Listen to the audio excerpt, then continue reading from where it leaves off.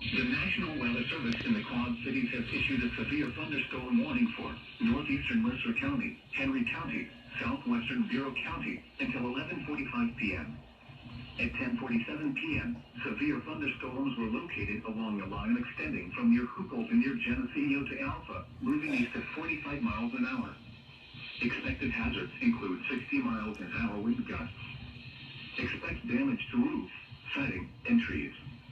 Locations impacted include Kewanee, Cambridge, Geneseo, Kelowna, Galva, Orion, Atkinson, Sheffield, Annawan, Tuscola, Woodhall, Alpha, Andover, Judah, New Windsor, Warner, Lintonner, Dayton, Neponset, and Osco. This includes the following highways: Interstate 80 in Illinois between mile markers 6 and 44. Interstate 74 in Illinois between mile markers 11 and 33. Take cover now.